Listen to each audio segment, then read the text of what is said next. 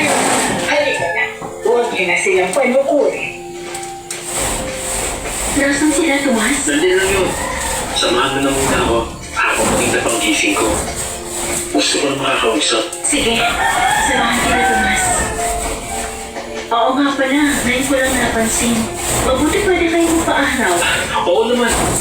Nasabi naman nila mama at papa kung anong uri ng nilalang kami, di ba? Oo, may lahi kayong tao at may lahi ring aswang. Yung kagandahan, hindi kami naapektuhan ng mga bawal sa aswang. Kaya namin magbuhay na gaya ng normal na tao. Kaya nga, pwede rin tayong kumain ng mga ganito. Halika, upin tayo. Oo nga pala. Salamat. Sadyang may sumpa lamang sa pagkaswang namin. Nakita mo naman kagabi, di ba? Oo. Pero, tungkol saan bang sasabihin mo, Tomas? Sandali, kumuha ka muna ng pagkain. Pag-usapan natin habang kumakain.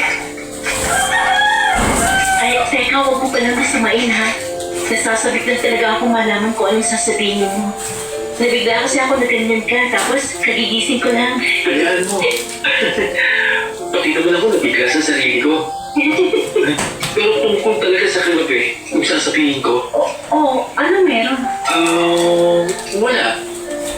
Nakita mo kasi na naganyong aswang ako at nararamdaman ka sa paligid. Yung kaba mo. Gusto ko sana, Sabihin mo lang, Tomas, makikinig ako. Walang problema. ang ingit naman ng haplos mo, Tira. Napakalama mo ako. Pero yun, gusto ko sana humingi ng tawad sa nakakita mo. At dahil natakot ka kahit konti, hindi ko yung ginusto. But hindi ko sinasadya. Ano ka ba? Bakit? Normal lang naman sa akin na kabahan at matakot. Tao lang naman ako eh. Isa pa, unang beses ko kasi nakita. Pero huwag kang mag-alala, nilabanan ko naman. Tinulungan din ako ni Manang kasi pulis ko at tinulong ni Dan. Pero isa naman ang takot ko. Pinandaan kong pili ng mga magulang mo. Nanatigilan na akong panabahan, Tomas. Kaya wala kang dapat ikabahanan. Talaga, Tira? Oo naman. Hindi ba... Hindi ba nagbago ang pagkilala mo sa akin? Aba, syempre hindi. Sino naman ako para musgan ka? Tayo nagpapasahod sa akin. Tsaka, wala naman kung papago ang pagtingin ko. Kasi nakita mo kung paano nangyayari ang sumpa. Naku, inasahan ko na rin naman, Tomas. Pero walang nagbago. Hindi kita humusga. Lalo na nakita ko kung paano nyo yung nilabanan. Pinili niyo masaktan ang sarili niyo kaysa mga taong nasa paligid niyo at tulad ko. Kaya ba't naman magbabagong pagkakilala ko? Kung tutuusin, dapat gamitin ko na ng pagkakataong ito para magpasalamat sa inyo. Nailigtas niyo rin kaya ako dahil doon. Tomas, ayos ka na? Natulala ka na.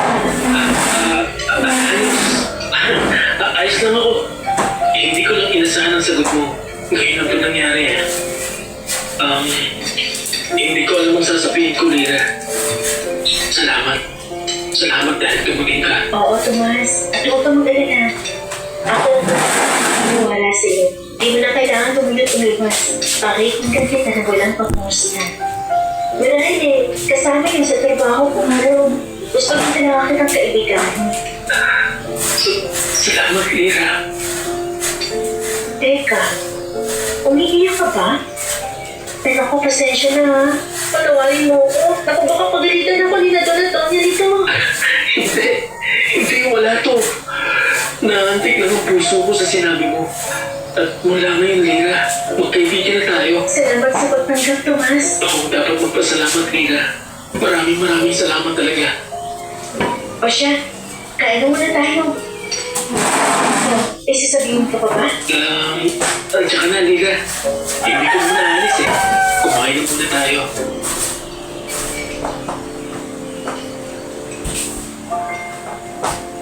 Nagpatuloy na kumain ang dalawa at mula noon, naging masigla na si Tomas. Maraming beses na nag-usap pa sila nung araw na yon. At sa mga sumunod, mas nakahalubilo pa ni Lira si Tomas kasama ang mga magulang nito. Pati si Pasing at Isko. May isang gabi pang mas lumalim ang pagkakaibigan ni Lira at Tomas.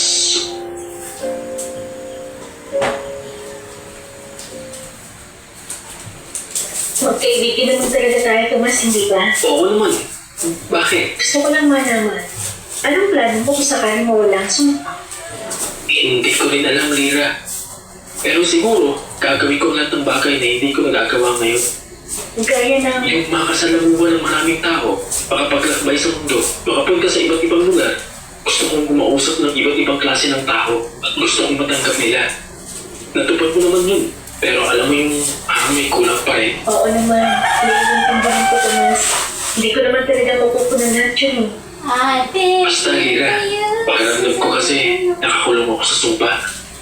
Oo nga't may yaman kami, nakuha pa namin mula sa mga ninuno namin.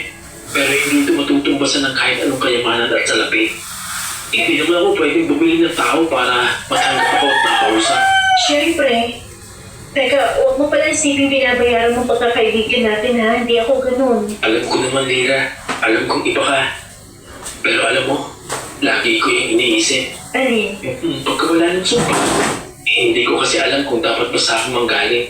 Masyado ko eh. Pero yun lang ang paraan eh.